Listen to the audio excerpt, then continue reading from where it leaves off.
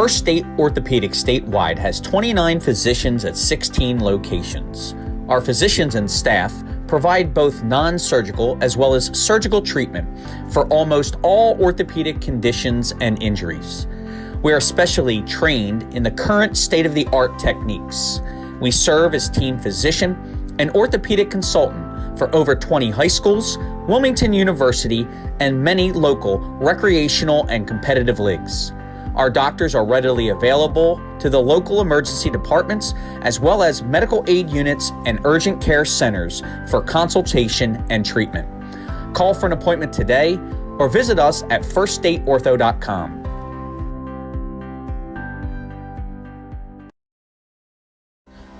First State Orthopedic statewide has 29 physicians at 16 locations.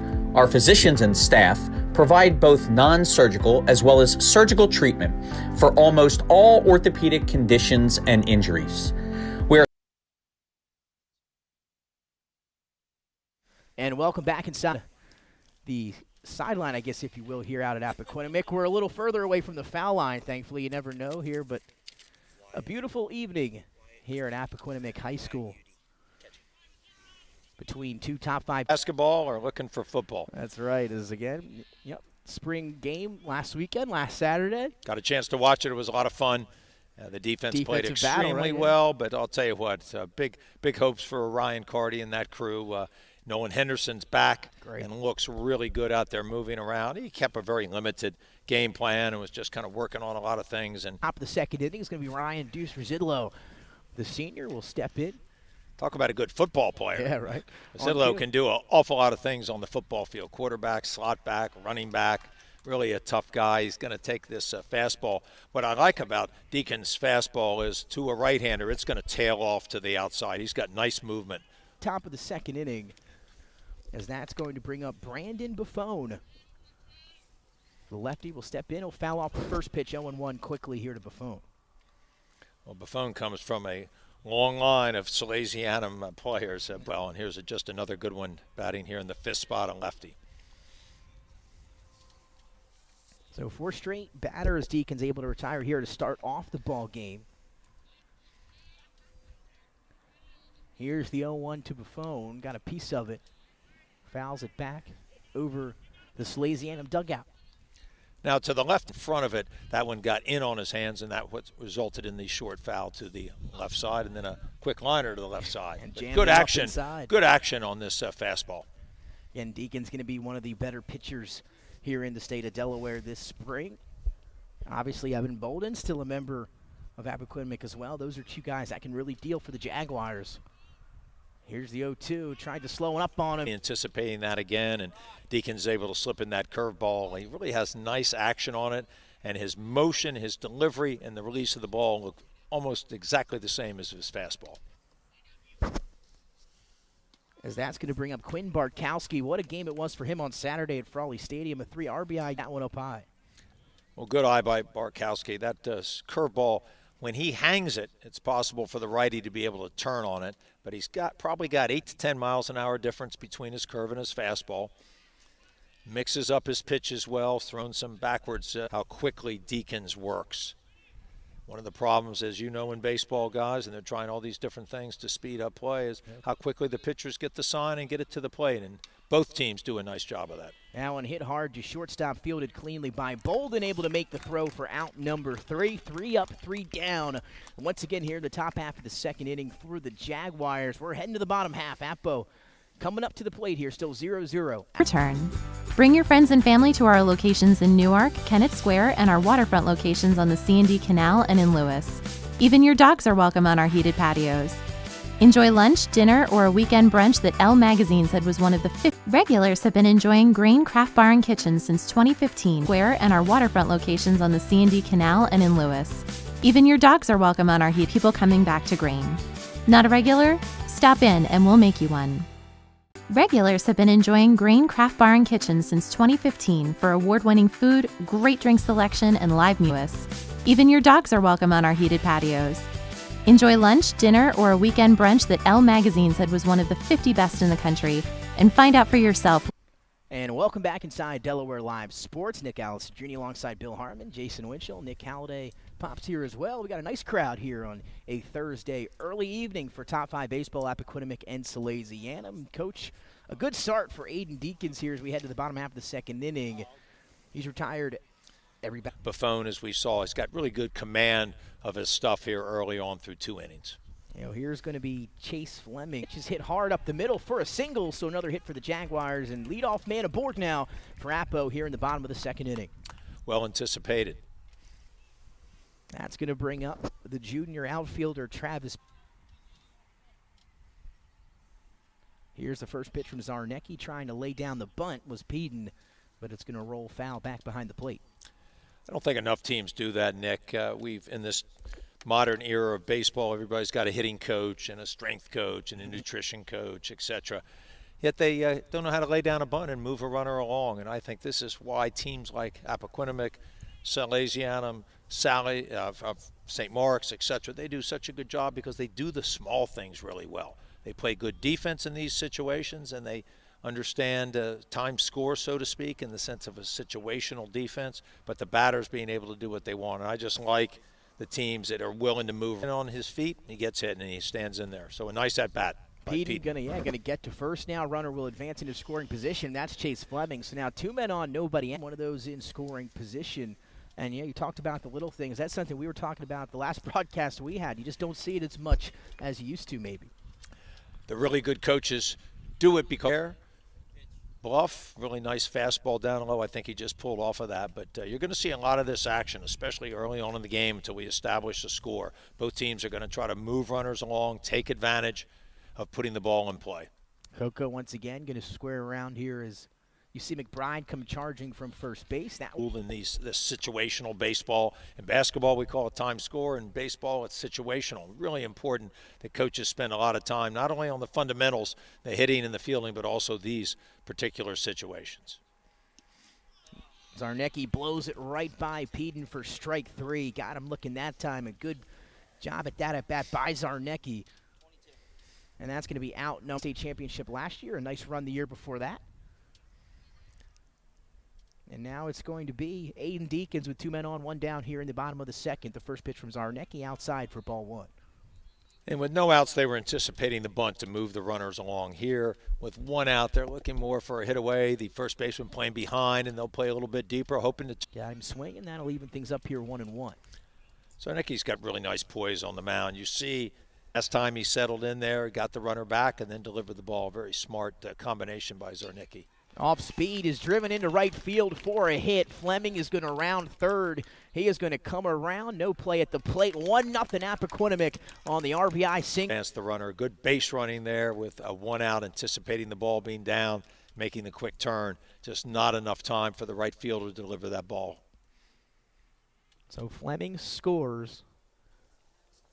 2 men remain on here as we have a pinch runner coming in for Deacons. That's going to be Logan Taylor, the junior. So he'll take first. 2 men on. Still just 1 down here in the bottom of the second inning for Andrew Pierce. When he has missed with his curveball, it's been up. And that's usually a quality of maybe not sitting down enough or not pulling that arm quite down. He has delivered his fastball, I think, in really good spots, keeping it down. A couple good pieces of hitting by Appoquinimink to hit him, but that was just better hitting. As that one misses low, 2-1 now. With the short backstop, it's going to be a little bit more difficult when a runner does reach third to be able to advance on a pass ball. Certainly when you go from second to third or first to second on a pass ball, you're going to be able to do it if you've read it in the dirt. But getting from third to home will be a little bit more difficult. Here's the 2-2.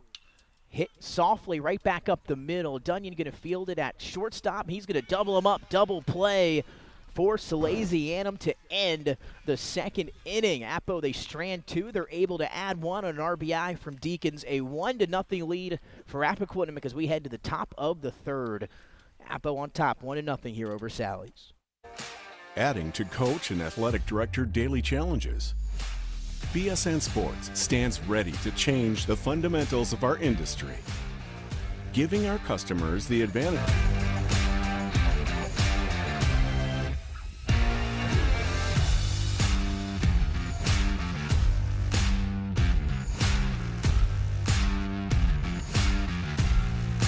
Your dedicated local sales pro is supported with nationwide team lines ordering your staff apparel, player gear, and fanware. Stretch your budget with our fundraising solution. Free and ready in minutes. Our campus branding products are perfect for boosting school and team pride. BSN Sports has the advantages you need right now.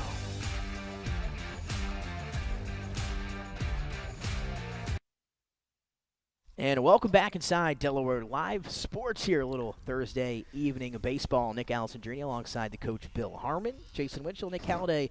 On to the third is Nathan McBride going to get us started here for Salesianum as they're still looking for their first hit of the ball game. Aiden Deacons has looked phenomenal here on the mound, and Appo able to get their first run aboard there in the second inning. A 1-0 lead here for the Jaguars. McBride on the last play, the double play turn, did a great job of digging that ball out of the dirt. Dunyan had to turn it himself, the throw was a little low, but McBride in perfect position with a great scoop to make sure that Appo did not get any other additional runs. Yeah, that's a good point as he softly hit that one to third base. Coming up to make the play was Chad Lawrence, but it was awkwardly hit, rolls through his legs, and that's going to be an infield single there for McBride to get things started here in the third. Swing was you're going to put some really oblique spin on it, and I think the third baseman just had trouble reading it. I don't blame him. That was a very tough play because of the awkward angle and spin.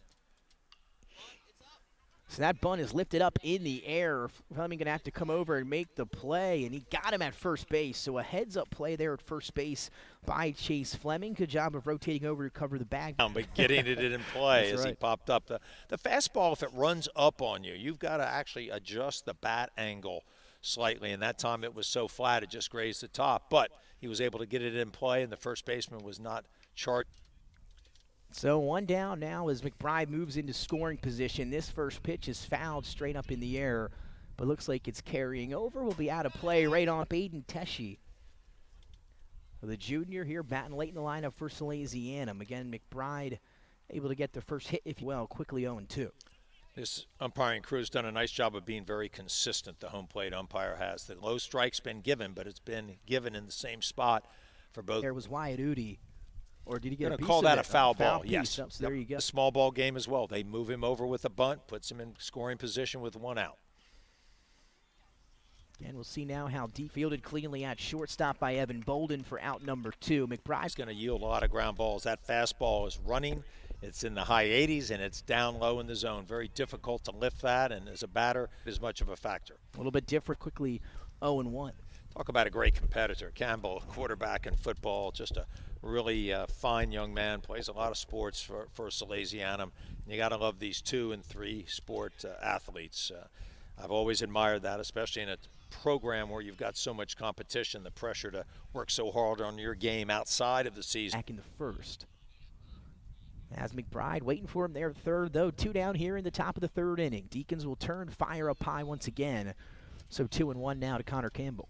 Not sure that's where Deacons wants to go to Campbell. I think he's just lost a little control here the last couple pitches. But for the most part here this afternoon early on, he's been down. His curveball has been well placed. And he's now to Connor Campbell here in the top of the third inning as Deacons looking to get out of this one. The 2-2. Got him looking. Strike 3, and Appoquinimink able to get out of that one as Sally strands McBride on third. And that's where Deacons has placed his best fastballs all afternoon. Down low, running away. A tough pitch to take with 2 strikes. A well-located pitch by Deacons in a big spot. Great job. Third, Appo on top of Sally's 1-0. We'll be right back. High Five Hospitality was founded in 2004 when 3 guys teamed up to introduce the Buffaloes in Maryland. B-Dubs has weekly and game day specials on their delicious food and beverages. Stop in one of their convenient locations today. The Stone Balloon Ale House features a unique blend of crafted food and an array of spirits, all flavored with a dash of nostalgia. Our culinary mantra is comfort food playfully reimagined, and we prepare seasonal favorites that strive to please the palate and resurface a memory. Limestone Barbecue, from our mouth-watering Texas-style brisket, fall-off-the-bone chicken, and St. Louis ribs. Southern-style sides, mac and cheese, baked beans, cornbread, sweet tea, and our homemade pickles. Be prepared as your bread will be your napkin. Yup, we are that kind of barbecue. expectation. You'll have a tough time choosing between our exclusive dishes to help get you through the day. French toast, French crepes, Belgian waffles, and of course, our famous Eggs Benedict. Hi.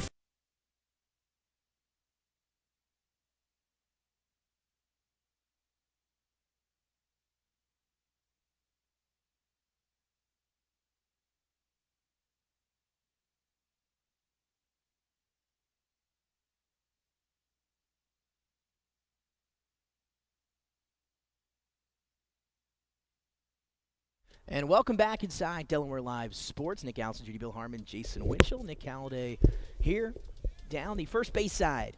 Now on to the bottom of the third inning, a 1-0 lead for Appo here over Salesianum. As Zarnecki back here on the mound for the Sals as we begin action in the bottom of the third inning. Nick, when do you think we're going to see the wristband pitch calls in high school and in college? I think it's going to be here sooner rather than coming later. Soon? I believe so, especially now at the majors. You got the technology they're using with the speech into the ear and the buttons that the Phillies seem to like. And they have it in different languages for the major leagues, of course, that? Yep, which they absolutely. would need. I'll tell you, it's getting interesting. A swing and a miss there and a strikeout to start the bottom half of the third for Zarnecki. One down quickly, and that's going to bring up Hunter Hitchens.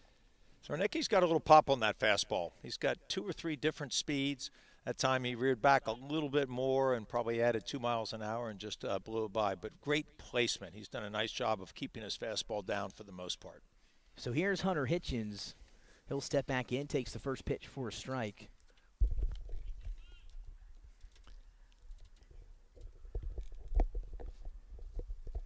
So the 0-1 is hit hard into the gap in left center field. That's going to drop in for a hit. Hunter Hitchens adds another hit for the Jaguars here in the bottom of the third inning.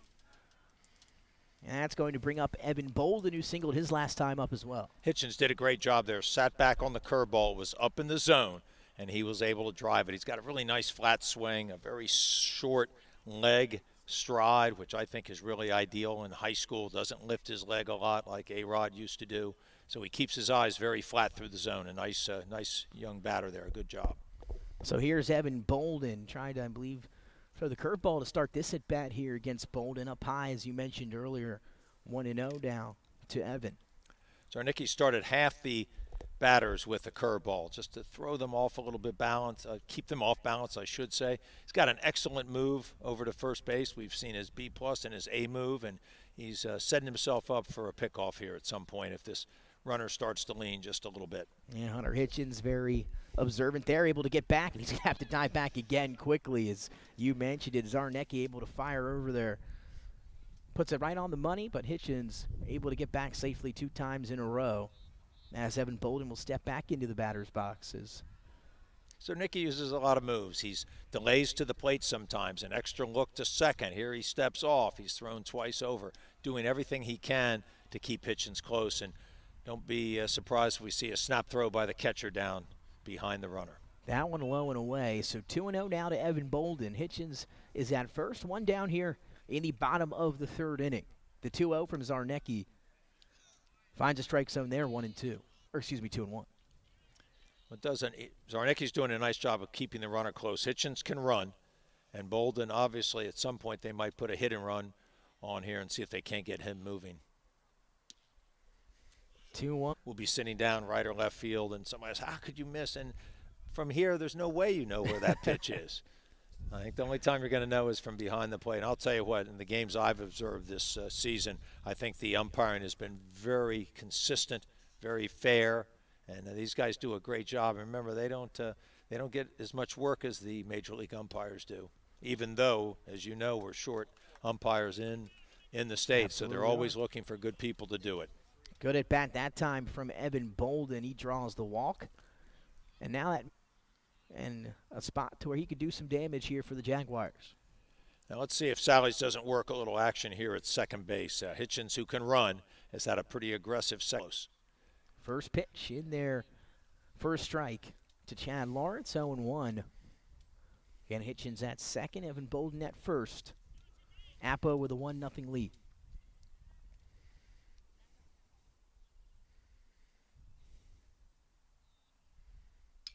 Curveball is hit out into left field. That's down for a hit. They're going to send Hitchens around third. Another run will score here for Appo. An RBI single for Chad Lawrence here in the third inning. When Zarnicki's had problems, he's had that curveball up top. And that time, the batter did a great job of sitting back on that and waiting for it, as Hitchens did in the earlier at-bat. So might see a little talk here from Godfrey or one of the other staff just to get Zarnicki settled down, get the curveball down, break it in the dirt, don't start it over the shoulder of the batter where it ends up in the middle of the plate, and that's where he's had his issues.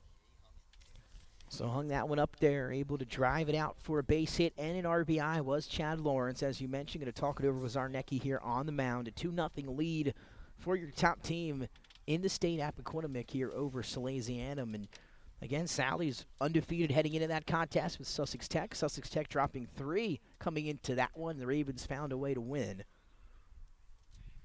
And that was a good Sally's piece of hitting. Excuse me, Nick. Good piece of hitting there by Lawrence, sitting back as Hitchens did for that curveball. And I just like Appo's approach. They're going to sit back, wait for the curve to be up in the zone, or take that fastball down and take it opposite field if possible. So here's Chase Fleming, 2 men on for him. He singled his first time up. That one, Dunyan tried to stop it. That's going to get into left field for another hit. And another run will come around and score another RBI, this time for Chase Fleming. And Appo extends the lead now to 3-0 here in the bottom of the third inning.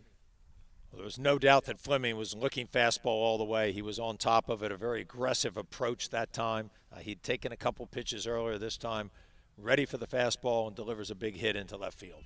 Second hit of the day, 2 for 2 now, is Chase Fleming. That one's good for an RBI. Again, 2 men on still here for Appoquinimink, 1 in scoring position. And that's going to bring up Travis Peden, who was hit by a pitch his last time up. Again, just 1 down here in the bottom of the third inning. It was a leadoff strikeout for Zarnicki. Appo able to have some success then. Here's the pitch to Peden to get the at-bat started and in there for a strike.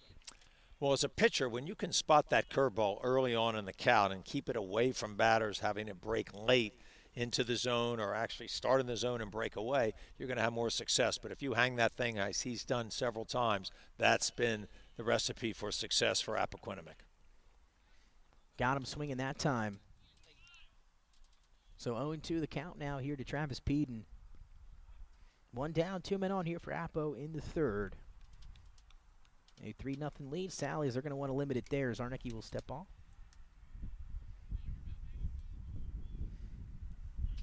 Again, sun getting behind some clouds. Nice snag, Coach. How about that? You still got it over there. I don't know what I have, Nick, but I got lucky. That one skips in the dirt for a ball. Good job behind the plate to stop that one by Bartkowski. Salesianum catchers are historically really good defensively. Nice low target. They move well. They slide their bodies out and do a nice job of ball.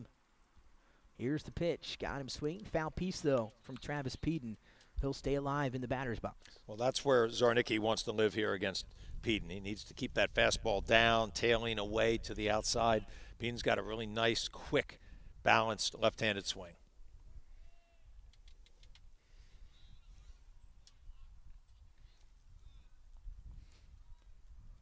Zarnicki turns, fires, tried to slow it down, got a piece of it a little bit late and fouls it off. Well, as a batter in this situation, especially when you're facing the ace of the opponent, good at-bats are really important. The approach to the plate. Hey, if I don't really think I can get this one, just foul it out. Find a way to stay alive in the count and make Zarnicki have to throw another pitch. That one's coming right at us here down the baseline. Let's see those reflexes. Nick Halliday fields it cleanly off a hop. Now, I would say Nick Halliday never lost it. Glove hand down, kept his body in front. A terrific technique. Not only is he a great cameraman, he is an excellent fielder. That's why he's right there in that position. We know if he gets any balls hit at him, he'll be able to stop him himself. So 2 men on here for Appoquinimink. The pitch from Zarnicki once again fouled off. This one's timed straight back. So Peden able to foul off, as you mentioned, the last 3 or 4 pitches as he's hanging tough in there. It's a terrific at-bat. And as a baseball connoisseur, as I know you guys are and the people watching. Now, these are really subtle things. You're making the pitcher throw an extra 4 or 5 pitches, or having him place something that's really got to be his best action. Takes a lot out of the pitcher, especially he's thrown a number of pitches early. You got him in a tough spot. Make him work. Once again, the off-speed pitch is hit towards us, fouled off, make it 5 straight foul balls here for Travis Peden. Again, though, all you need is one as he's hanging tough in there here against Zarnecki. And as a pitcher, Nick and Jason, as you know, you're just kind of thinking, what kind of pitch do I have to throw him now to get him off balance? I'm probably looking for a fastball away or maybe a changeup down low. He's kind of worked the zone up and in and over the middle. Now let's try something a little bit different. But this is, as a batter, what you want to think. What is he going to come with to try to get that third strike? And Zarnecki has done a nice job here battling, as has Peden. So this has been a great at-bat and a good duel here for the pitcher to have to bear down and find an answer. Peden steps away that time, wants a quick break as he steps back in now here for a big at-bat in the bottom of the third. 2 men on still for Appo. They're up 3-0. Zarnecki fires, got him swinging, and a big strikeout after a long at-bat between Zarnecki and Travis Peden. It results in the second out here in the third for the Sows. And there was a curveball that never reached the plate, and he had Peden just a little off balance. He was looking off speed. It wasn't the changeup. It was the curveball breaking late. A really excellent pitch and great placement by Zarnecki, needing a big pitch at the right time. So that should bring up Cam Coco here now in a spot with a runner in scoring position. Goes down, gets a little piece of it coming up as Zarnecki able to make the play. And just like that, that'll end things here in the third inning. So a long at-bat for Peden, who strikes out for out number 2. And then a first pitch dribble back to Zarnecki, who makes the play himself. But Appo able to score 1. They leave 2. And they lead 3-0, Coach, as we head to the fourth inning. Appo on top of Salesianum, 3-0. We'll be right back here on Delaware Live Sports. Wraps, signs, banners, and promotional items that can help your business stand out from the rest. Looking for an excellent way to convey a professional image? Customized promotional products are the perfect way to target new customers, increase employee retention, and boost your brand awareness. Well, we're back rather quickly. It was an interesting dribbler to Zarnecki there, Coach, but it turns out it hit the batter, hit the plate, hit something first, was a dead ball. We'll continue this inning. So Appo still 2 runners on, 1 in scoring position, and a big at-bat here for Cam Coco. Well, that was a great job by the Appo coaching staff. Yeah. I think Mike Torres was all over that. And when you don't have a replay, they get the base official involved. A great job there of officiating, as we see. Sometimes you don't see it yourself. You've got to communicate, and the base umpire had it correct, and that leads to a replay. So that'll be a foul ball. Coco, though, swinging that time. Went down, tried to chase it low. So 0-2 quickly, though, to Cam Coco is, again, an extra life, if you will, here in the bottom of the third inning. Well, Coco's very aggressive. Early swing resulted in the questionable play. Now in that curveball down low, he's really trying to drive it here. Looks a little anxious. Let's see if Zarnecki doesn't follow up with another pitch out of the zone here and see if he can't get him reaching. Here's that pitch, swung on, hit to shortstop. Dunyon's going to come up, fielded cleanly. Going to have to let it fly. He's safe as he's able to outrun it. That time was Coco, and Dunyon a little lackadaisical there at shortstop. I think Dunyon thought his arm was going to be a little quicker than the runner's speed, and it took that high bounce. Yep, bad hop. And I think that resulted in the runner, Coco, doing a nice job of getting down the line, hustling all the way. A great sign for anybody that's watching as a young player. Run out every pitch, every hit. And that's just a great hustle, and that goes to show you what a good program Appoquinimink is, and Mike Torres. And I'll tell you what, they've got one of the best first base coaches in the business, Chris Mascara, who's also the athletic director here. Had the great pleasure of coaching Chris years ago at St. Mark's. I'll tell you what, a terrific man. He's doing a great job as athletic director, but he's also doing a pretty good job down at first base, getting Coco to run a little bit harder to him. I'll tell you, base running been great for Appo here. Is again, all those RBIs coming on from singles to second base, guys coming around. So they're doing a great job. As now the bases are loaded, Coach. 2 down here for Aiden Deacons, an RBI his last time up. So a big hitter here in the 8th spot for the Jaguars and a chance to do some damage. Well, Deacons can help his own cause here. And anything up in the zone, I look for Deacons to drive. Good pitch by Zarnecki, just missing a bit high that time. I believe 2-1 or 2-0 here to Aiden Deacons. When you bat down in the order, you clearly, especially as a pitcher or a catcher, you're going to have a really good eye for the strike zone. Really make the pitcher work. Make sure he delivers something, especially with the bases loaded. And how about that? A quick walk there, Coach, even before we had the chance to get our balls and strikes. But Aiden Deacon's going to take first, and it's going to be a walk that scores a run here for Appo. So the lead is extended to 4-0 here on the walk.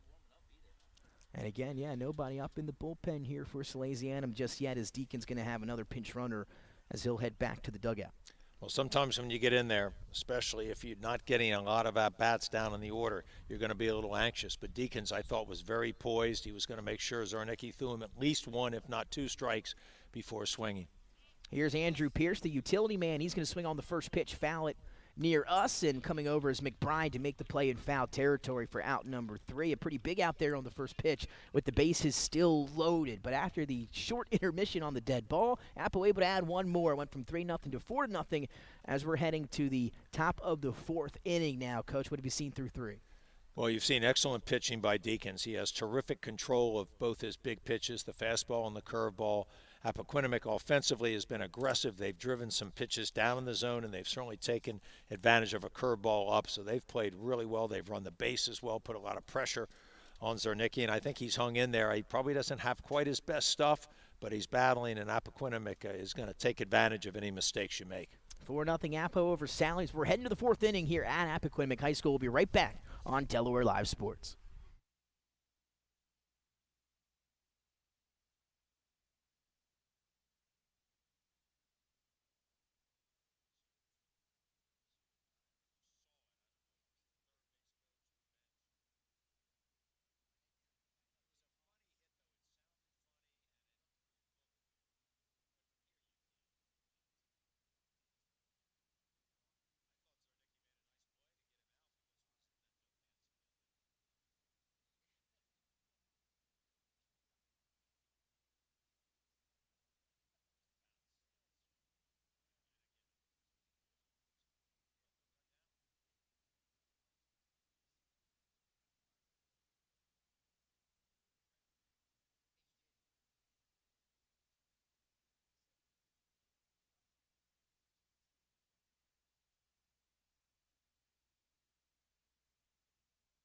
And welcome back inside Delaware Live Sports. To the 4th we go here at Appoquinimink High School. Nick Allison-Drini alongside the coach Bill Harmon. Jason Winchell, Nick Halliday, Pops. A nice crew on a nice evening here down in Middletown, Delaware. And Coach making the trip down south for us, a little more south than we typically go. We've done a few basketball games here in the winter, but great to be back here on a nice day in the spring. Always love coming down to Appoquinimink. Chris Mascaro, as I mentioned, the AD, and also just the rest of their staff are always so hospitable and accommodating. It's a real pleasure to come down here. Outside of the fact that I need a helicopter to beat this traffic. So You're right about I'm that. hoping that Nick Halliday opens up his pockets a little bit more and gets us some transport. No, it's a pleasure to be here with the crew again. I enjoy doing high school sports with you guys. You do such a wonderful job. And last time we were together, we saw one of the really fine basketball games in the history of high school playoff history, wow. if nothing else, by Tower Hill over a very talented Salesianum team. Yeah, that was a remarkable, maybe the best start as Zarnicki goes down on strikes. Deacons again remains hot on the mound. That's going to bring up the 3-hole hitter here for Salesianum. That's Dunyan, the shortstop. And Coach, you mentioned it, one of the best starts I've ever seen in a basketball game. I believe their first 24 points maybe came from the 3-ball. That's unheard of. They were devastating, and it had really not that Salesianum wasn't trying hard or wasn't playing good defense. They just had an excellent rhythm. Their spacing was terrific that afternoon, and give them a lot of credit. And, of course, as we know, Sally's was playing with a much injured Jason Mullen, but having said all that, it was an outstanding effort by Tower Hill, and they were certainly at the best I've ever seen them play, and a great win. Pat Kaiser, the head coach, and the independent conference got to feel very proud about that. Here's Dunyan taking a fastball and just driving it, ripping it to center field. I saw him play earlier in the season, and I was very impressed. This guy's got a lot of good skills. He runs well. He's an excellent fielder. He's got a terrific arm, as I mentioned earlier in the show, but there he was very aggressive with that fastball. You mentioned you had a great job. Dunyan last year was a phenomenal fielder and player for Salesianum. Back again this year with some great plays already. Maybe it's some top 10 highlights. At that time, you mentioned it, ripped it into center for a hit for Sally's in a big spot as they trail 4-0. Is their leadoff man now aboard, as that's going to bring up Deuce Residlo, but he'll foul this one off into the glove of Chase Fleming in foul territory over by first base. Well, he kind of reached for that fastball that was a little out of the zone. I know they want to be aggressive. They're down, but sometimes that's when it requires the most patience you can have as a hitter. Rosillo is an excellent hitter. He's got a great eye and a great feel for the game. Just a little too overly aggressive there and popping up to the first baseman. That's going to bring up Brandon Buffone here for Salesianum as Dunyon's going to take off. Got a great jump on that one. A good throw, but had no chance, as we mentioned it. He took off rather quickly. Great jump, and he's into second safely.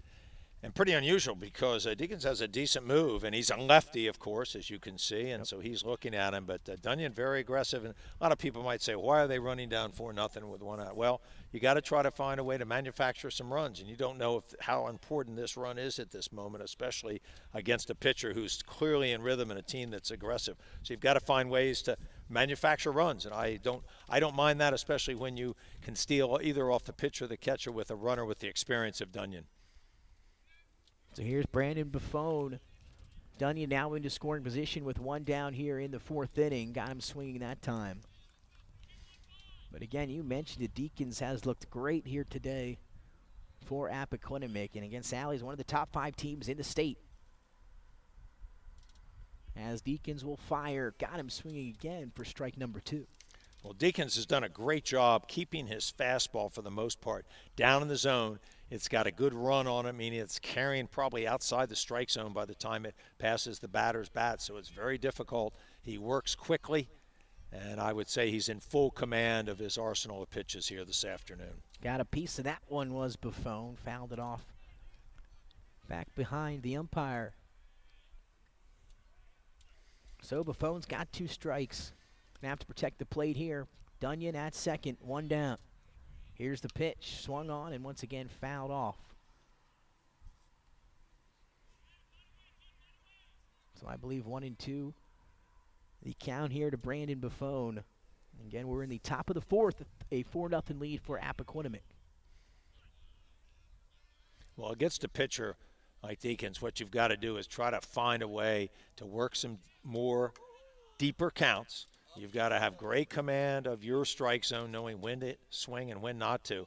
But at times on some of these curveballs, if they're inside, you've got to find a way just to get hit and get on base, or possibly even just a drag bunt. Now, not with 2 strikes, of course, but against a pitcher who's really sharp, you've got to find a way to get him out of rhythm. So Deacons will turn fire yet again. Buffone able to fight it off, so another good at bat, as we saw earlier, out of Travis Peden for Appoquinimink, who fouled off about 5 or 6 straight pitches, and now we see Brandon Buffone staying alive at the plate as well.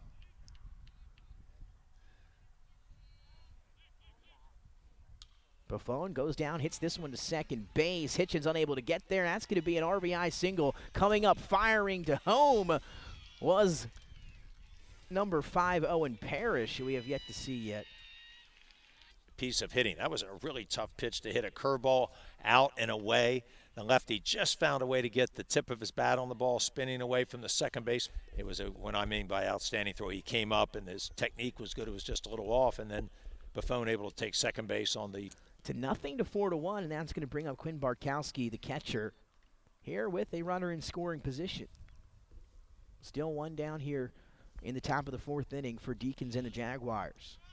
And how important was that steal by Dunyon? Gets himself in scoring position, and you just never know at what point that run might be super important for your team. It gives him a little bit of confidence. It kind of breaks the little chink in the armor of Deacons, who's been outstanding here so far this afternoon. They'll leave a curveball fouled off back behind the home bleachers here on the first base side. So I believe quickly 0-2 to Quinn Bartkowski. As again, Deacons doesn't like to waste any time. He'll turn and fire. Dribbled to third. Coming up to make the play is Chad Lawrence for out number 3. And that'll do it here at the top of the 4th, but not before the Sows could get one aboard. John Dunyon able to single. He steals second. Then he's knocked in by Brandon Buffone, who gets the RBI. 4-1, Coach, as we head to the bottom of the 4th inning. Well, productive inning for Salesianum. They had to find a way to get on the scoreboard. Now at least a little bit more pressure on Deacons. Very important here. Back on Delaware Live Sports, 4-1, Jaguars lead the Sows. Kitchen since 2015 for award-winning food, great drink selection, and live music. Now it's your turn. Bring your friends and family to our locations in Newark, Kennett Square, and our waterfront locations on the C&D Canal and in Lewis. Even your dogs are welcome on our heated patios. Enjoy lunch, dinner, or a weekend brunch that Elle magazine said was one of the 50 best in the country, and find out for yourself what keeps people coming back to Grain. Not a regular? Stop in and we'll make you one. Regulars have been enjoying Grain Craft Bar and Kitchen since 2015 for award-winning food, great drink selection, and live music. Now it's your turn. Bring your friends and family to our locations in Newark, Kennett Square, and our waterfront locations on the C&D Canal and in Lewis. Even your dogs are welcome on our heated patios. Enjoy lunch, dinner, or a weekend brunch that Elle magazine said was one of the 50 best in the country, and find out for yourself what keeps people coming back to Grain. Not a regular? Stop in and we'll make you one. Regulars have been enjoying Grain Craft Bar and Kitchen since 2015 for award-winning food, great drink selection, and live music. Now it's your turn. Bring your friends and family to our locations in Newark, Kennett Square, and our waterfront locations on the C&D Canal and in Lewis. Even your dogs are welcome on our heated patios. Enjoy lunch, dinner, or a weekend brunch that Elle magazine said was one of the 50 best in the country, and find out for yourself what keeps people coming back to Grain. Not a regular? Stop in and we'll make you one. Regulars. And welcome back inside Delaware Live Sports. Nick Allison Dreen, the coach Bill Harmon, Jason Winchell, Nick Halliday, and how about a little appearance of Brian Taylor coming over and checking us out here at Appoquinimink High School. Back, long trip to Cincinnati, and we're ready for action here, Coach. In the bottom of the fourth inning, Sal's able to add one in the top of the fourth as Deacon's shutout comes to an end. A 4-1 lead here for Appo, and John Dunyan got things started, and then Brandon Buffone able to bring him around. Well, Buffone did a great job of fighting off that curveball. Deacons has had excellent control of it. He's had it breaking sharply in and away to a righty, away from a lefty, and he just stayed with that, caught it at the end of the bat, curled it by the second baseman, and then good base running by Dunyan, who had an excellent lead. A really nice base runner is Dunyan, as we mentioned. So here's Owen Parrish. It's going to be his first at-bat, I believe, into the game for Appoquinimink. He's in center field as Zarnecki remains on the mound here for the Sals. Second pitch to Parrish, just missing for a ball. I like Zarnecki's rhythm. I know they've touched him up just a little bit here on some curveballs up and over the middle of the plate, but he's got an excellent balance point, really nice. And he got a piece of that one, drives it out to center, but settling underneath it and making the play out there is, I believe, Mason Mercante. But he's done a nice job of competing here, and that's what you ask your pitcher. If he doesn't have his best stuff, you've got to find a way to keep your team in to a game as long as you can so you don't force that bullpen to come in so early. And I think Zarnecki's competed extremely well.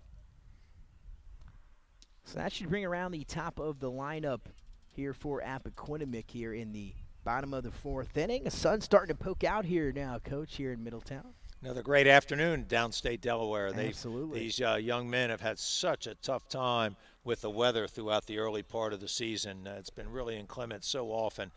A couple games I've been out there in 4 layers plus gloves, and I'm still cold. Yeah, and these right, I'm guys with you. are having to play. At least they get to move around a little bit more. But it really has been a difficult spring.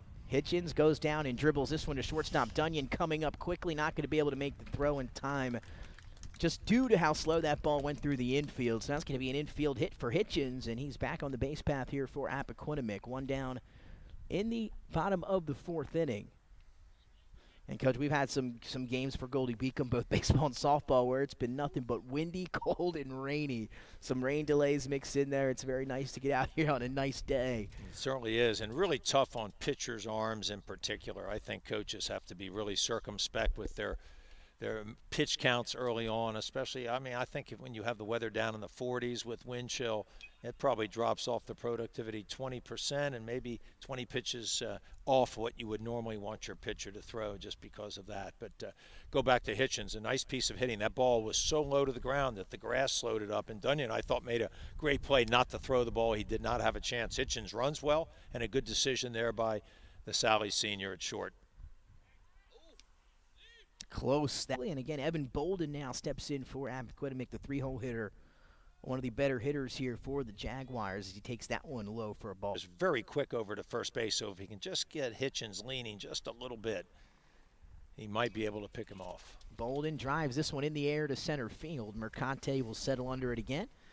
make the play for out number 2. So 2 down here for Salesianum in the bottom of the 4th inning. 2 flyouts to center field. Hitchens at the infield single. And now that's going to bring up Chad Lawrence, the cleanup man, an RBI and a hit his last time up. Well, Lawrence is a very productive hitter. He's got a great swing, an excellent eye, runs the bases well, and he's got excellent power. So he's looking here for a fastball to drive to see if he can't get Hitchens around. 2 down, 1 man on for Lawrence. Here's the first pitch. Got him down low, swing and a miss for strike 1. And a good counter there by Zarnicki. Gets the curveball down and away, as you so aptly described. That's a tough pitch to drive, and he caught Lawrence a little off balance with a long stride. Zarnicki turns, fires.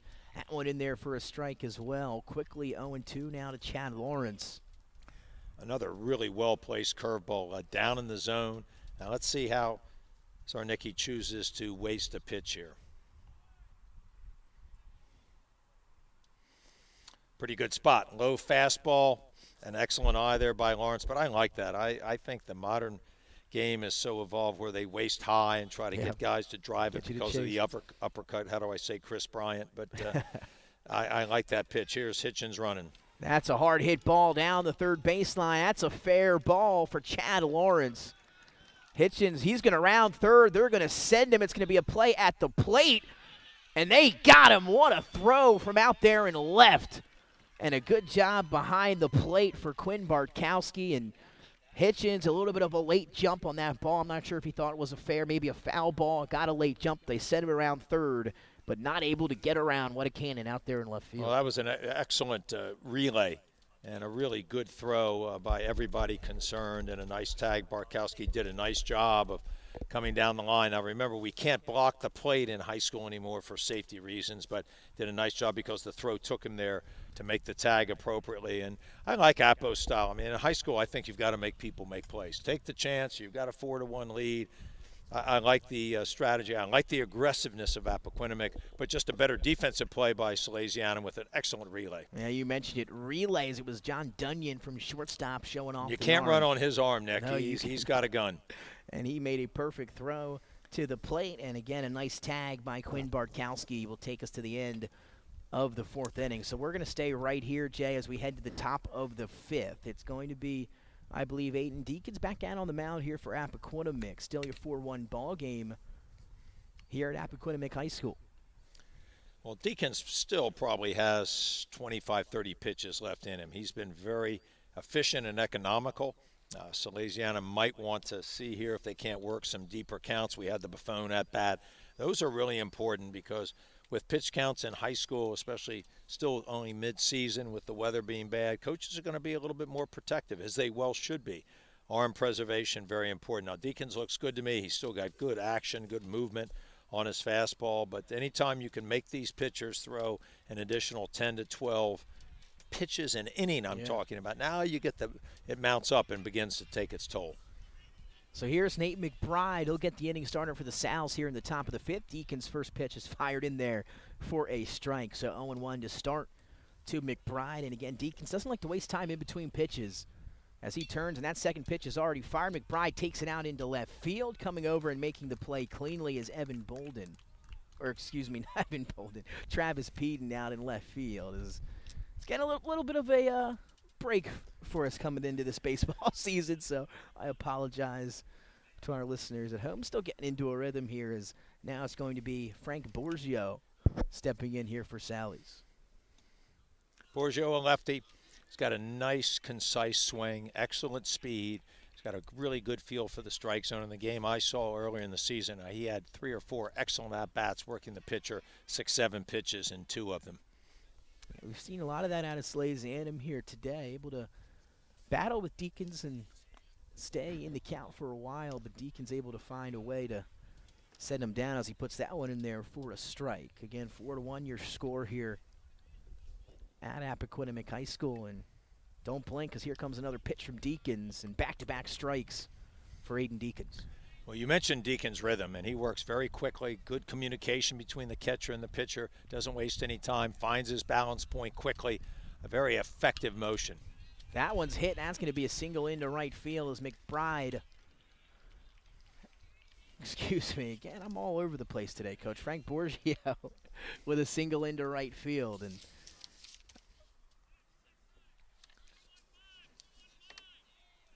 I think it was that traffic coming down, Nick. It was, and then you had a 2-mile sprint in. that's right. It was a long run in. We didn't have the air taxi, but a nice bit of hitting there by Mercante, being able to drive the fastball down in the zone and pulled it. That ball is smoked into left field, going back on it, and that's out of here. A 2-run shot that time for Salesianum. It's Aiden Teshi who smokes it out of play, and we have our first home run of the evening. And Coach, that one, I believe, first pitch, and we heard that one off the bat. That one wasn't staying in the field of play. Fastball up. Teshi really prepared for it. A quick upward glancing blow on that. That ball was driven. Not sure how long it's down there, probably 345, 350 feet. Very well hit, and a great way for Sally's to get back in the ball game. Good piece of hitting by Mercante to get on, and then a one-pitch destroyer by I believe it was Aiden Teshi. Teshi. Oh, yeah, Teshi did a terrific job there, but I was just going to remark that Deacons, who's had really good poise, is unflappable on the mound. He's going to battle back right away, starting with a curveball. So, again, if my memory serves me correctly and what we're keeping track of, that should be the top of the order. But, again, it's been a rough day. Don't hold me to it. Oh, this is Campbell. It should be Connor Campbell. Yes. So we're right in that aspect. Yep. He takes that one to Hitchens at second base, who makes the play. So 2 outs now here in the top of the 5th inning. A 4-3 ball game now after the 2-run shot from Aiden Teshi. Well, you wonder if that 1 run they got in the prior inning by Dunyan had a little something to do. They broke through.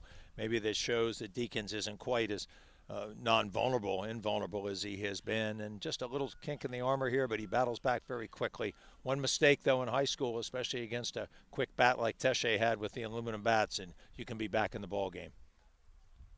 That one low as that brings up Zarnecki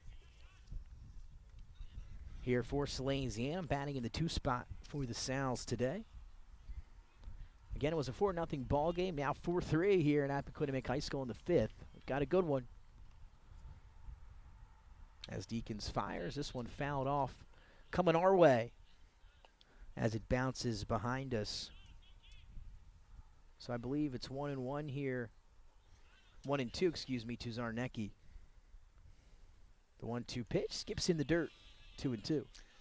That's a good spot by Deacons, though. I like that. A curveball down and away. He's hoping to get Zarnecki guessing here, trying to be aggressive. And those are smart pitches, especially nobody on. Doesn't matter. You're not going to get hurt by that instead of the hanging curveball that Zarnecki might be able to drive. Deacons off speed. Got him for strike 3, and that's going to end the top of the 5th. Coach, what'd you say on that pitch from Aiden Deacons? He changed the level. The curveball prior was down in the dirt. That time he got it up in the zone and broke late. Zarnecki thought it was a little high, but it was not. Results in a really nice battle back by Deacons, who had to show some good stuff there after the Teshi bomb to left field on the fastball. 2-run home run from Aiden Teshi. That puts the Sals back right into the ball game. 4-3 as we head to the bottom of the 5th inning. Appo still on top here at home. We'll be right back on Delaware Live Sports. The things that matter most happen right in our own backyard. Our neighbors, our schools, the places we go, and the people we know. And now there's one news outlet where our story is told. Delaware Live. Locally owned, community-based news. Free to every reader, because Delaware's future belongs to all of us. Quality journalism we can trust to help us take on the day. Delaware Live. Our state, our news, our home. The things that matter most happen right in our own backyard. Our neighbors, our schools, the places we go, and the people we know. And now there's one news outlet where our story is told. Delaware Live. Locally owned, community-based news. Free to every reader, because Delaware's future belongs to all of us. Quality journalism we can trust to help us take. Welcome back inside Delaware Live Sports. We got a game here at Appoquinimink High School. Nick Alessandrini, the coach Bill Harmon, Jason Winchell, Nick Halliday here. Heading to the bottom of the 5th inning. It was 4-0 to begin the 5th. A 4-0 in the last inning. A 1-run score, by the way, John Dunyan came around, and then a 2-run home run from Aiden Tesche, and that brings this ball game to 4-3. Sally's right back in this one here on the road. Well, an excellent comeback, and you know, if you've followed Sally's sports, they're always going to compete. They're going to battle. It's just a hallmark of the school and all the athletic programs. And a great job of getting this game back within manageable distance here. It's going to be important that Zarnicki has a really good inning here and keeps Appoquinimink off the bases. They have hurt him when they've been on the base paths, and he's spotted his curveball up in the zone. So I believe this is Chase Fleming here for Appoquinimink, is to get things started in the 5th.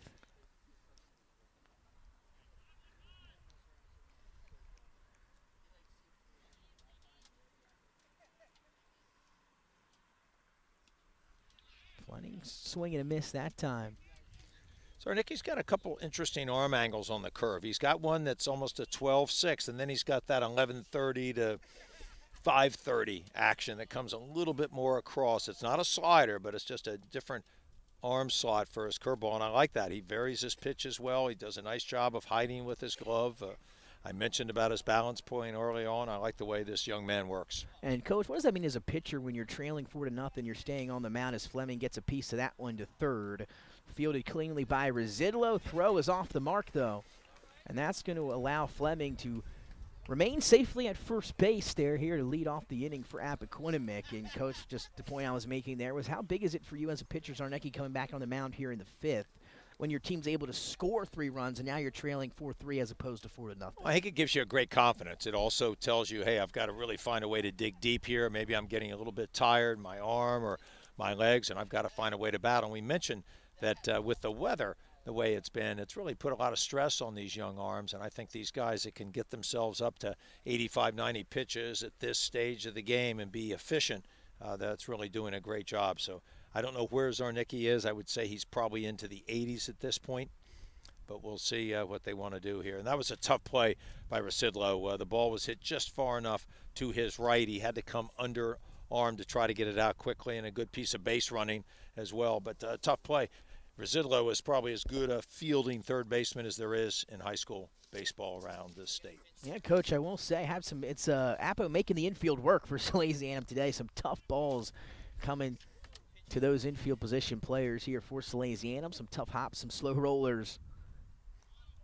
As now you're going to see a turnaround. Showing bunt was Travis Peden here with now a runner on first. That's going to be the pinch runner, Samir German. The sophomore will take over for Chase Fleming, who will head back to the dugout here for Appoquinimink. I like Zarnicki's idea of being high, but you want to get it high in the zone. That was one that Peden could immediately pull off of.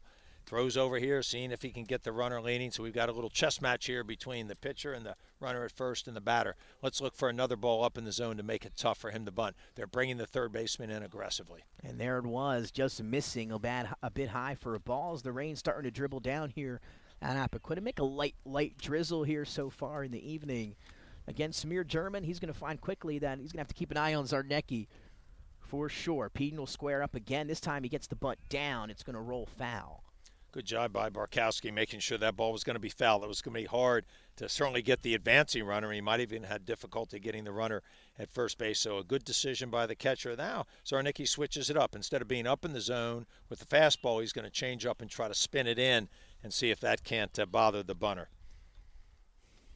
Once again, he'll square. Off goes German. He's at second quickly as Peden does his job. Runner advances. As German close there as he rounded the bag there, took some space off. Heads up play by Salesianum, but German able to dive back safely. And what a really nice play by the young man that just hit the home run.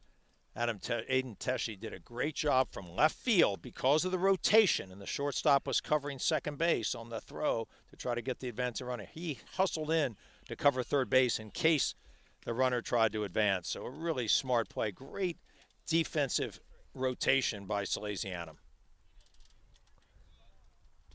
So German moves into scoring position. That should bring up Cam Coco here for Appoquinimink.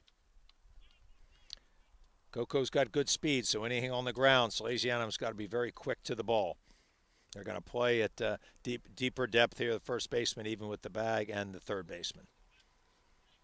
Got him swinging that time. Again, a 4-3 lead for Appo here. German in scoring position at second base here. For Cam Coco, Deacons waiting on deck. Coco gets underneath this one, popped it up. Zarnecki under it on the mound, able to make the play for out number 2. Zarnecki got Coco leaning a little bit on the curveball. It was down. He tried to lift it and drive it, and a pretty good pitch there. Well spotted curveball down in the lower part of the zone by Zach Zarnecki, the senior pitcher for Salesianum. Well, Coach, here we go. Aiden Deacons, he has an RBI already today. Chance to help himself out with a 4-3 lead. German in scoring position, 2 down here in the 5th. First pitch to Deacons, had that on his mind. Swing and a miss. He's chased that one down low. As a pitcher in high school, when you can spot that curveball early on in the count, whether you lead off with it or the second pitch, you're going to be really difficult to deal with. That pitch was down and away, but still just enough teasing in the zone to get Deacons to attack it. 0-1 to Deacons, quickly 0-2 as he got a piece of that one, fouls it off. And Deacons now, like I said, quickly in the hole here, 0-2 to Zarnecki. Well, Zarnecki, a great competitor, battles quickly, spotting his pitches, I think, very well, especially in pressure situations. A hallmark of the Salesianum pitching staff. Here's the pitch.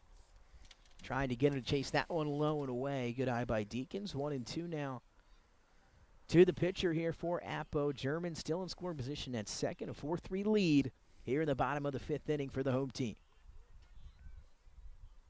Zarnecki will check over German at second and fire. Has got him to swing on those the first 2 pitches of the at-bat, that time able to lay off.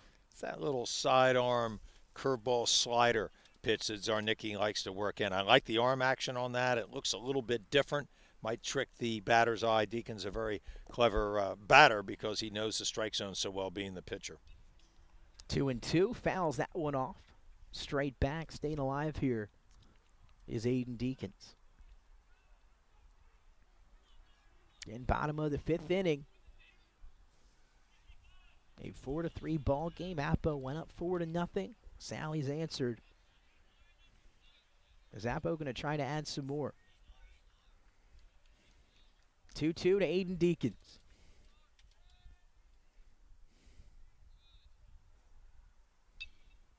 Up high, got a piece of another foul ball here. Deacons did a nice job there. Zarnecki took a long time getting the sign.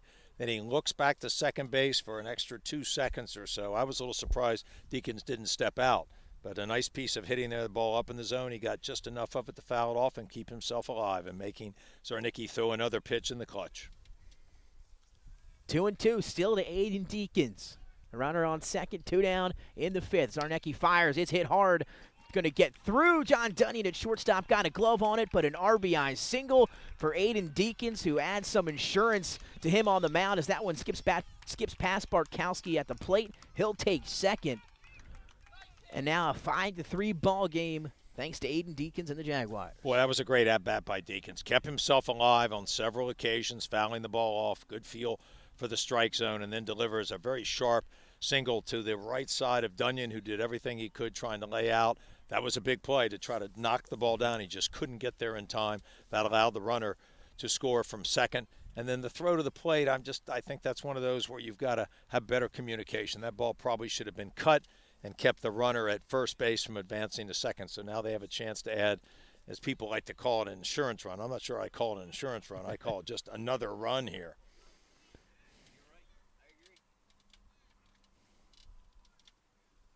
So pinch runner for Deacons, it's Logan Taylor again. He'll take second. That should bring up the utility man, Andrew Pierce, here for Appo. Now in a 5-3 ball game and a chance to maybe add another here in the 5th inning. Zarnecki will turn, fire. It's hit to third base. Residlo able to field it. Now is going to have to make the throw, and that's low, and that's going to get past McBride at first. Another run will come around. A 6-3 lead now for Appoquinimink. On an error by Residlo at third. And because Pierce got down the first baseline so quickly, that ball to the left of Residlo, he had to move his feet a little bit quicker. I think he just rushed that release, resulted in the low throw. But another good job by Appoquinimink, putting the ball in play, putting pressure on the Salesianum defense, and advancing that runner to get an additional run. Top of the order.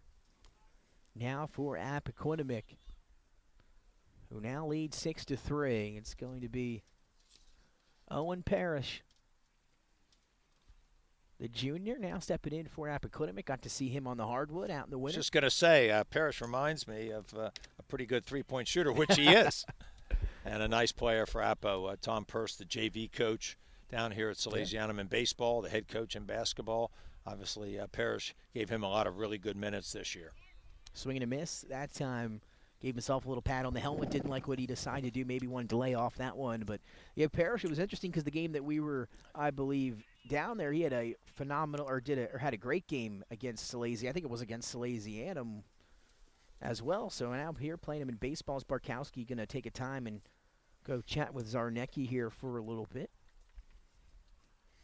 And a good job by Barkowski, just changing up the rhythm a little bit to get Zarnecki settled down. He's had kind of a tough luck, a couple really tough plays by his infielders. Ball's perfectly placed, right, just to the right of Dunyan and then just to the left of Residlo. Puts a lot of pressure on them. Had those balls been hit directly at them, I think you'd see Salesianum out of the inning. But good placement. Sometimes that's, I won't say luck, but just a good piece of hitting. Yeah, we talked about the works, the Sally's infield getting some tough plays out there here today on the road. Some hard hit balls from the Jaguars here, and this one is Parrish lets that one go low for a ball. I mentioned it earlier, I like the job that both these catchers have done defensively. They move their feet very well. They slide their hips out, doing a nice job of blocking the balls where they've had a chance. Pitchers have done, and that allows that pitcher to throw that curveball a little bit lower in the zone with runners on base, so it gives them a little bit more versatility. Struck him out looking there. Good pitch by Zarnecki. That's going to send Parrish down on strikes, and that'll end the fifth inning here at Appoquinimink High School. Appo able to add a few more. They now lead 6-3 as we head to the sixth inning here on Delaware Live Sports. We'll be right back. Hi, it's Scott and Lauren from Sothel Concepts. And today we're at Catch 54 in Fenwick Island, Delaware. Catch 54 is committed to serving beautiful, simple coastal cuisine overlooking the bay. House favorites include signature crab cakes, shrimp and grits, our famous 54 burger, all accompanied by a wine spectator wine list and a great selection of craft ales and cocktails. Catch 54 offers delicious nightly specials, award-winning waterfront dining views, and the best happy hour in town. Catch 54 in Fenwick Island, Delaware, open 7 days a week. See you soon. Hi, it's Scott and Lauren from Sothel Concepts. And today we're at Catch 54 in Fenwick Island, Delaware. Catch 54 is committed to serving beautiful, simple coastal cuisine overlooking the bay. House favorites include signature crab cakes, shrimp and grits, our famous 54 burger, all accompanied by a wine spectator wine list and a great selection of craft ales and cocktails. Catch 54 offers delicious nightly specials, award-winning waterfront dining views, and the best happy hour in town. Catch 54 in Fenwick Island, Delaware, open 7 days a week. See you soon. Hi, it's Scott and Lauren from Sothel Concepts. And today we're at Catch 54 in Fenwick Island, Delaware. Catch 54 is committed to serving beautiful, simple coastal cuisine overlooking the bay. House favorites include signature crab cakes, shrimp and grits, our famous 54 burger, all accompanied by a wine spectator wine list and a great selection of craft ales and cocktails. Catch 54 offers delicious nightly specials, award-winning waterfront dining views, and the best happy hour in town. Catch 54 in Fenwick Island, Delaware, open 7 days a week.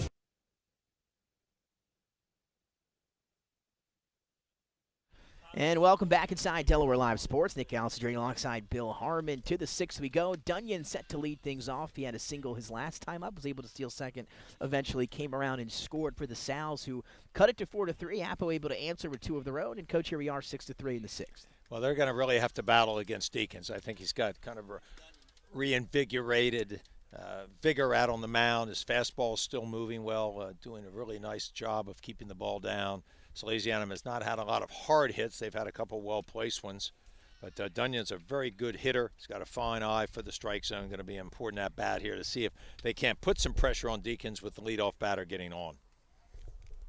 Sally's now getting some work in the bullpen. Corey Sheridan getting some throws in here behind us. We're going to warm up a little bit. And, Coach, we talked about Chris Mascara as the first base coach for Appoquinimink. How about Matt Owens here for Salesianum down at the first base coach? Had a chance to interview Coach Carney back at the Blue Coats game. And, well, you know, Matt Owens right there next to him as they see him accompany him up to the mezzanine over there at the Chase Fieldhouse. And now out here coaching first base for the Sals this season. So we got a couple special first base coaches here in this one today. Absolutely. What a fine job he does for the state.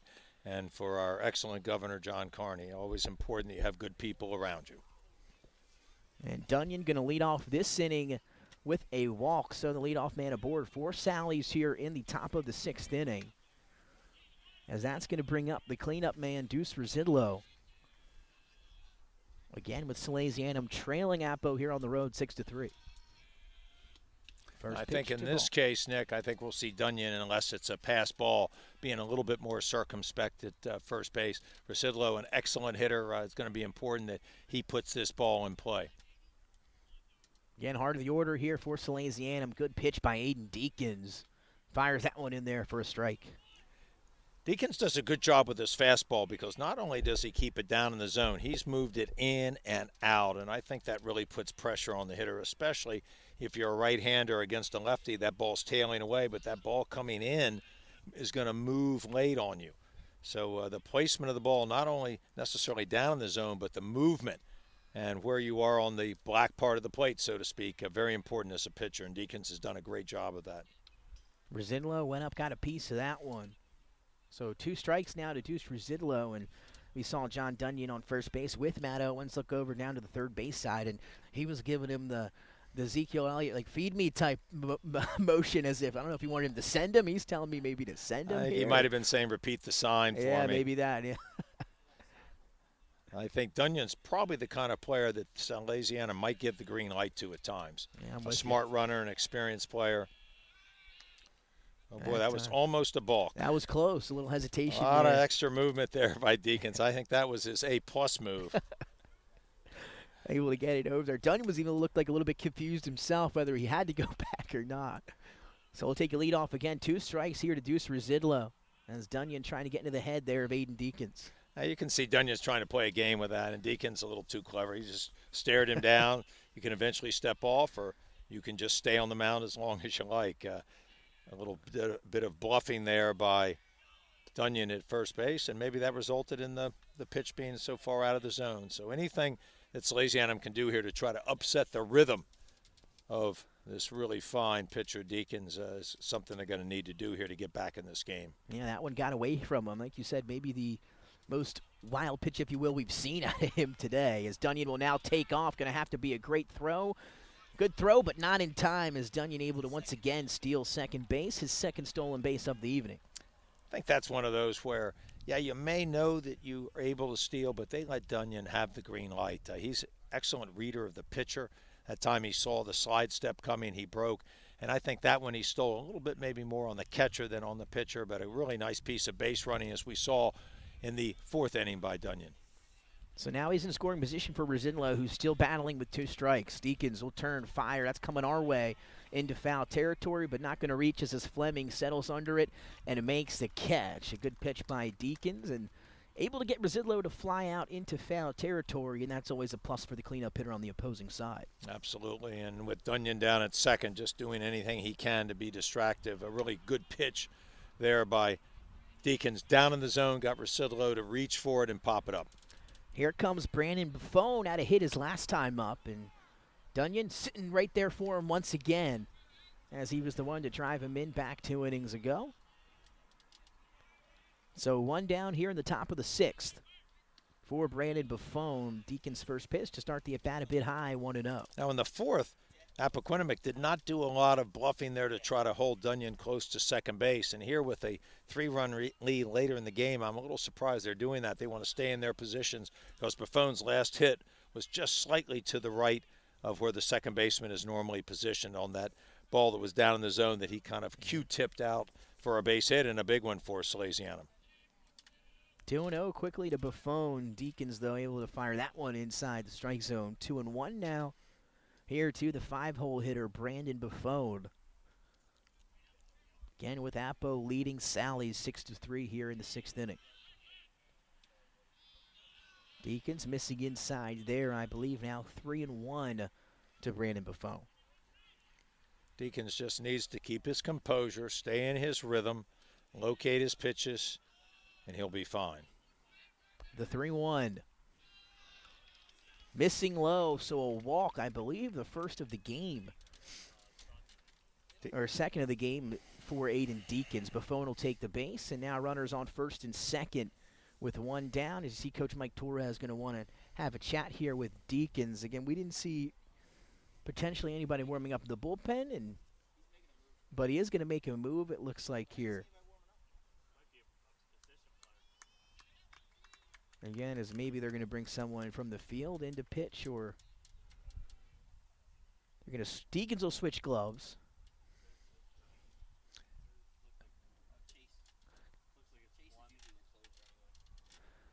So we could get a dose of Chase Fleming here. We'll wait and see. And that looks like who it's going to be. So Chase Fleming going to come in relief of Aiden Deacons here in the 6th inning. Deacons 5 1/3. He told me last week, he said, dude, you guys haven't been down. But what did you see out of Aiden Deacons here today? Is we're going to most like obviously him exiting the game here, 3 runs, 5 1/3 inning, but looked pretty good out there. Just a 2-run home run kind of maybe dainted the game a little bit today. I thought his fastball generally had really good action on it. He kept it down for the most part. He did get the fastball up in the zone that resulted in the home run, but I thought he competed well. He had good command of his pitches for most of the game, and I think this is a good part. He gave him 5 1/3 innings. He battled really hard. Now turn it over to the closer to see if they can't finish it out. But Deacons really impressed me with his efficiency, the rhythm of his motion, and the action on his fastball. He's going to be really a good pitcher. So one out here in the top of the 6th inning, a 6-3 lead for Appoquinimink over Salesianum. 2 men on here for Sally's with 1 down. Brandon Buffon at first. John Dunyan, he's at second. It's going to be Quinn Bartkowski coming up for Salesianum. He'll be the first batter to face Chase Fleming. As again, Appo about 5 outs away from sealing this thing up. And they'll move Deacons to first base. Typically the move you make, unless he's an extraordinary one where you might put him in center field. But this is arm preservation. He plays at first base. The only really long throw he'd have to make is that first to third play. But that happens, as we know, so rarely. Again, but even like you said, Coach Matt Owens going over and giving Deacons a nice fist bump there. I'm sure he knows how good of a pitcher he is. He looked good there today, and as you mentioned, he'll be over there at first base now. As we'll get our first look at Chase Fleming here this evening. And Chase Fleming, name you've probably heard before, been an integral part of the Jaguar baseball program for the last couple years. And now he'll try to come in here in the 6th for Appo. It's going to be Bartkowski with 2 men on, 1 down. First pitch from Fleming is driven, blooped into shallow center field. That's going to get down as Parrish will come up and field it off a hop. So a single on the first pitch for Quinn Bartkowski against Chase Fleming. And just like that, bases are loaded with 1 down here in the 6th. Well, Sally's being very aggressive at the plate. Typically, when you haven't seen a pitcher before, you might want to take a pitch or two to get a feel for his action. But that time, Bartkowski did a great job of just getting out in front of that, hitting into center field. Hitchens could not make a play. Center fielder was a little too deep. And now we have the bases loaded, 1 out. Pinch runner Jude Carter going to come in for Bartkowski, who will go back, put the catcher's gear on for Salesianum. Bases loaded now for Nate McBride. Here's the first pitch to McBride. Fleming has his first strike of the evening. Well, it's important that Fleming does not get discouraged by that. That was not a barreled ball. That was hit in a good spot. He's just got to battle, keep the ball in the zone, and make Salesianum put the ball in play. 0-1 to McBride. That one in the dirt. Good job back behind the plate that time from Undi. Both catchers have done a nice job of keeping the ball in front of them. Some curveballs, some fastballs down in the dirt. Now the short backstop helps him a little bit with a runner on third, but that's still good action there by Undi. 1-1 to McBride. Fleming found the strike zone that time, I believe, hit the corner. So 1-2 now to McBride. 1 down here with the bases loaded in the 6th. A 6-3 lead, tying run at first. Go-ahead run at the plate for the Sals.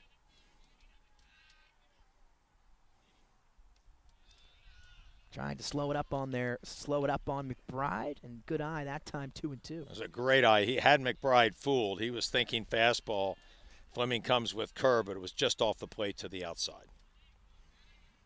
2-2. Here's the pitch. It's hit hard out to center. Parrish is right under it to make the catch. No runner will tag, and it looked like initially Parrish took a step backwards, and he had to come up forward and able to still make the play. I thought Parrish did misread it, but boy, does he have a gun, because Dunyan, very aggressive at third base. He wasn't even taking a chance. I think that was hit short enough to center that Parrish would have had an excellent opportunity to get him out. But a little surprised that Sallies didn't just try to make something happen there, especially with the lower part of the order coming up.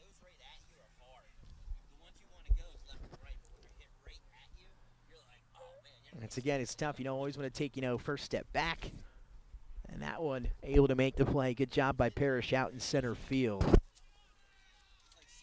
So that should bring up Borgio. Here with the bases juiced. 2 outs now for Fleming. First pitch to Borgio is inside for a strike. Hit that inside corner. 0-1 now as, again, Fleming trying to get out of a jam here.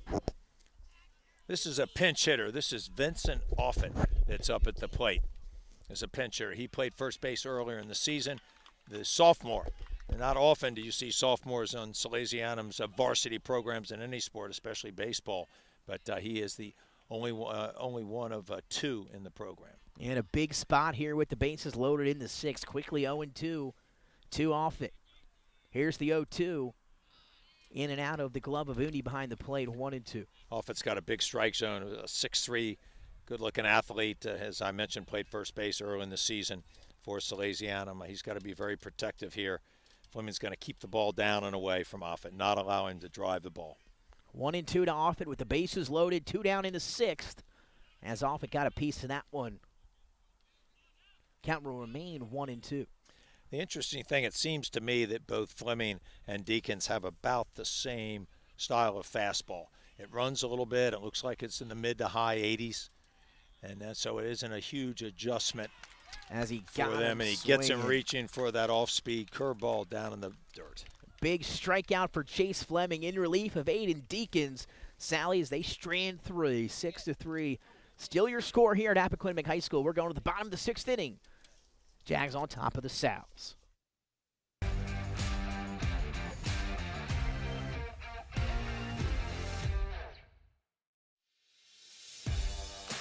High school athletics is not what it used to be. The sporting goods industry has been disrupted. Adding to coach and athletic director daily challenges, BSN Sports stands ready to change the fundamentals of our industry, giving our customers the advantages they need right now.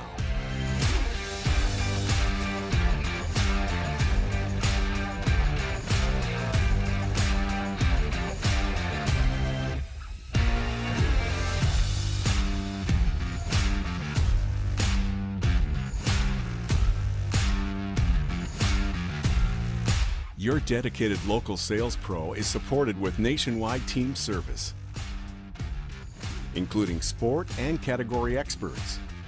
Get the look of D1 colleges and pro teams with our program that streamlines ordering your staff apparel, player gear, and fan wear. Stretch your budget with our fundraising solution.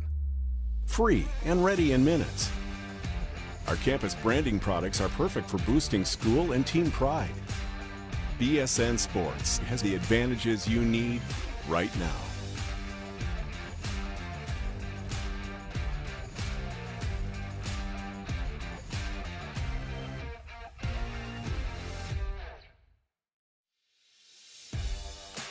High school athletics is not what it used to be. The sporting goods industry has been disrupted. Adding to coach and athletic director daily challenges, BSN Sports stands ready to change the fundamentals of our industry, giving our customers the advantages they need right now.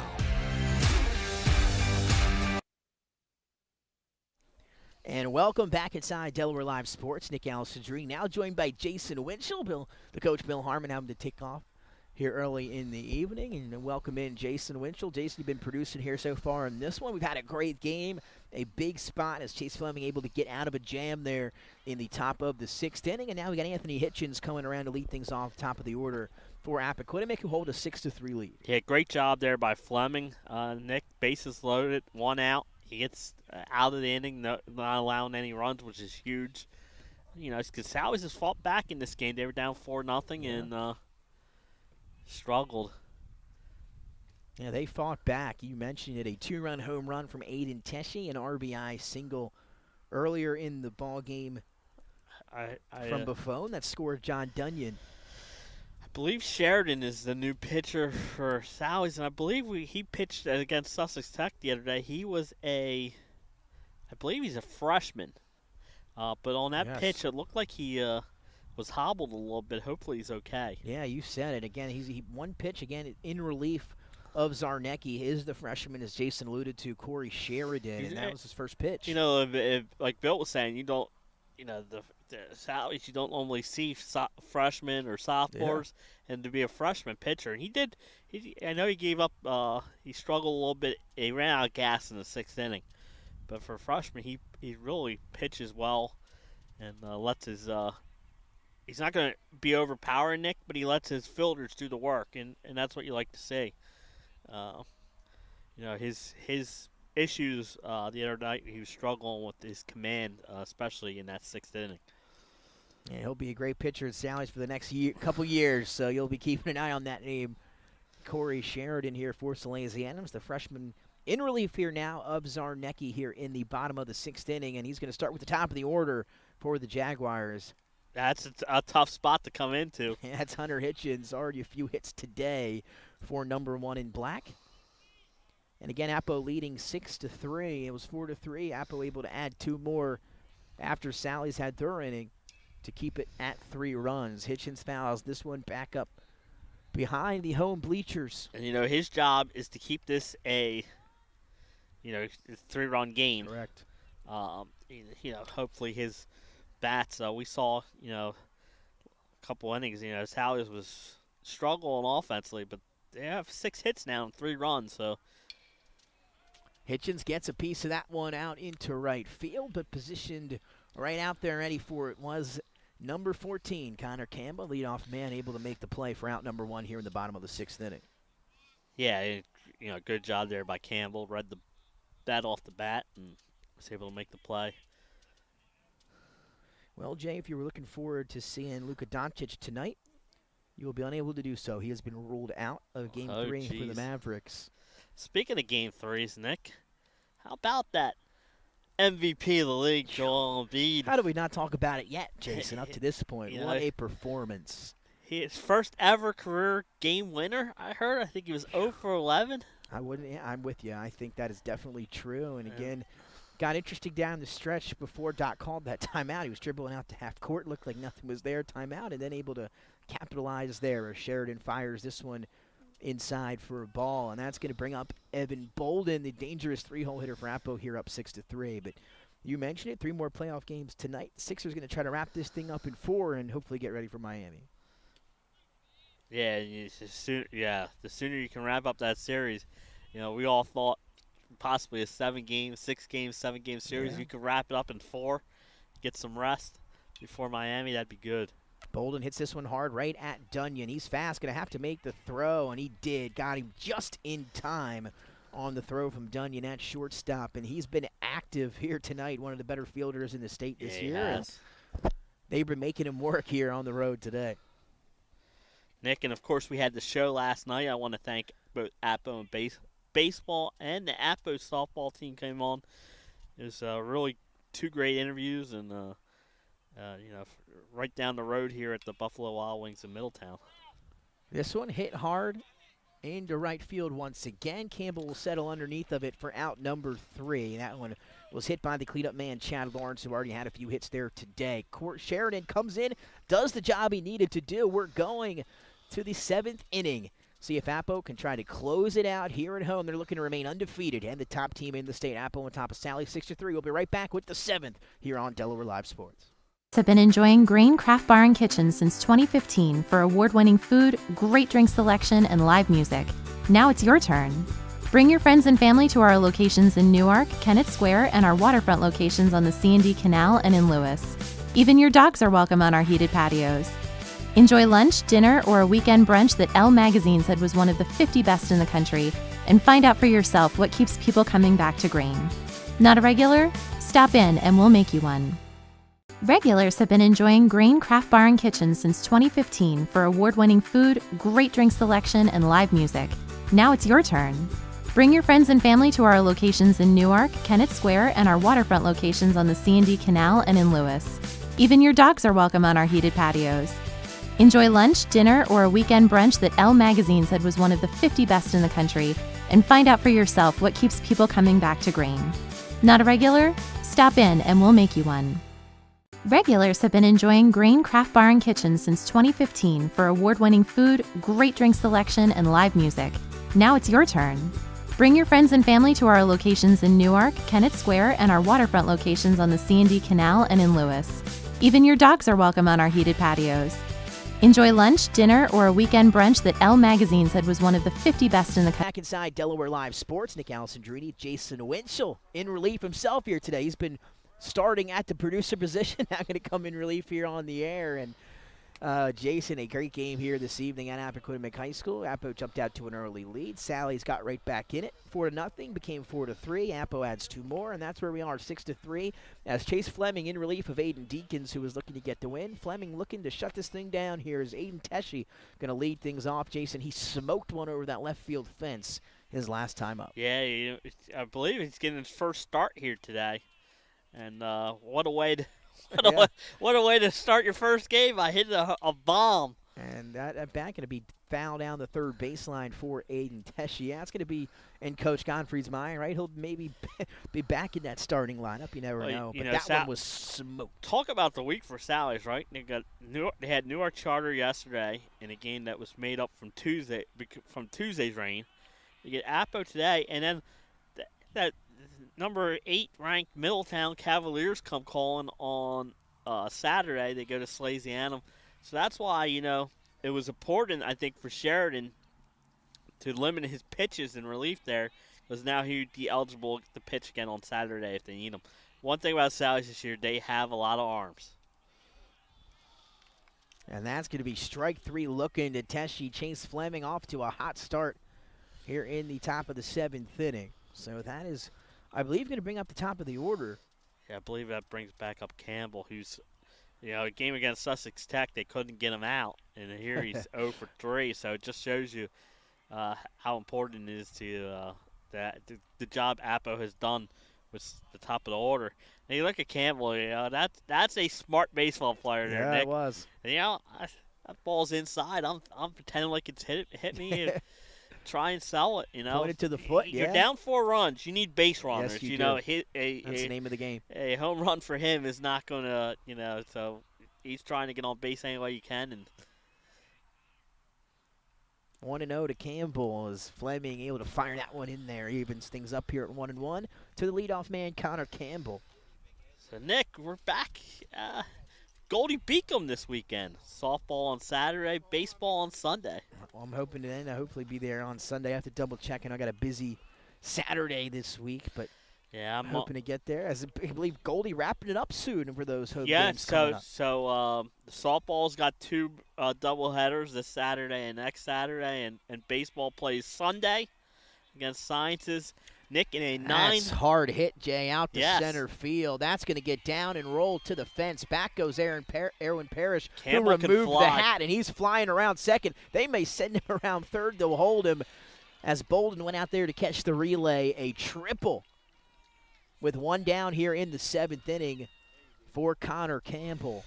So, the baseball's a 9-7 doubleheader, and then they finish their home part of the schedule first Wilmington on Wednesday, a 2 o'clock 9-inning 1-single game. And then they go to Wilmington on the weekend to close out the regular season. Wilmington first place, Goldie second place in the CAA South. Gotta love that one's hard hit. First pitch is driven out by Zarnecki to left field. That's going to score Campbell an RBI for Zarnecki. And just like that, 6-4 with 1 down here in the 7th as Sally's going to try to put together a rally. Yeah, and Nick, how important last inning was Fleming was able to get out of the bases loaded 1-out jam and not give up any runs, because now, you have a lead to play with. Sally's cuts to 6-4. But, that tying run coming to plate, Dunyon, he's got power. That is John Dunyon, the 3-hole hitter again. Let's see if are they going to make a switch here, or it's just out here to talk? I would imagine he's having a word. Again, Yeah. they didn't have anybody. Fleming did not get a chance to warm up in the bullpen, obviously, as he was at first base. So there was no one in the bullpen getting work in before Fleming was brought in relief. And I believe Coach Torres is just going to have a word going over some of the logistics here in the 7th inning. Yeah, and Nick, you see that I was at a game where at Sally's Delmar, and Dunyan was coming in relief. It's a shortstop. So in between innings, they had him throwing the ball to the left fielder who was squinting down like a catcher, so he could try and get some arm work in. Yeah, and because throwing from shortstop's a little different Yes. than the pitching motion. So some coaches have that, and some. So here's Dunyan. He represents the tying run at the plate. Zarnecki on first. First pitch to Dunyan is low and outside. As you see the Sally's fans and dugout now getting into the ball game here. Dunyan singled and walk. He scored one of the 4 runs for Salesianum, but he's got 2 stolen bases. So something to watch out if he's gets on base as the tying run. Fleming switches it up on him, brought the off speed. Out in front of it was Dunyan that time, 1-1. Love that pitch there by Fleming. Like you said, took something off it. Dunyan thinking fastball was a little in front of it on the swing.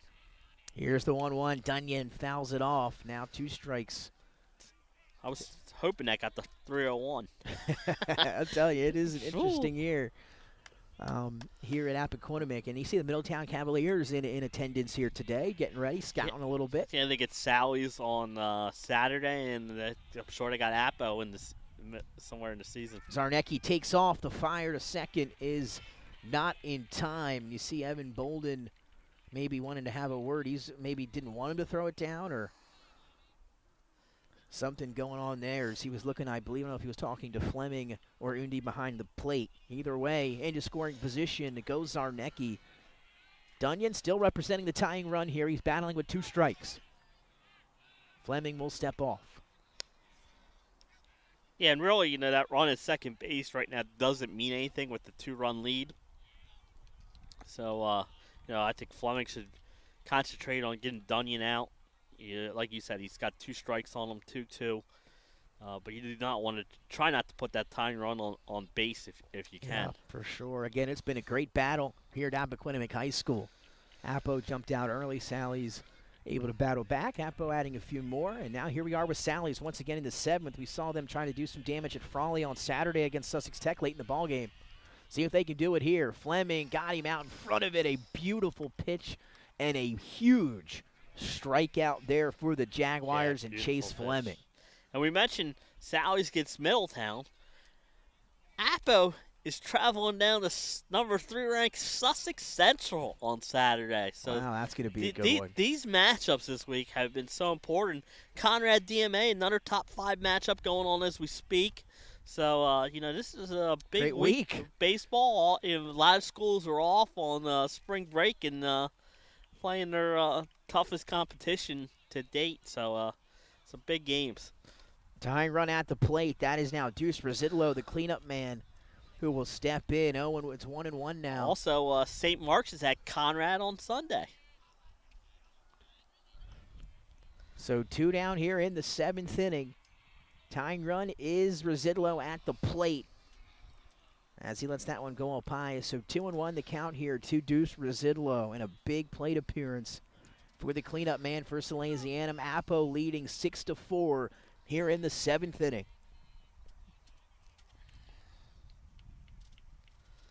Fleming in relief of Aiden Deakins, who did a great job on the mound today for Appo. As Fleming will turn and fire, fouled off by Residlo and out of play. That's the one thing about both these teams, Nick. They both have very good pitching depth. What you need when you have a week like this where both teams are playing 3 games in a 4-day period. Fleming will turn, fire up high to Residlo. Good eye there from Deuce. Deuce now ahead 3-1, Nick. He's trying. It's a tying run. His job is to get on base. And waiting after him is Brandon Buffon, who's hit some pretty good contact here today. As Fleming, here's the 3-1 pitch. He'll look, check, and fire.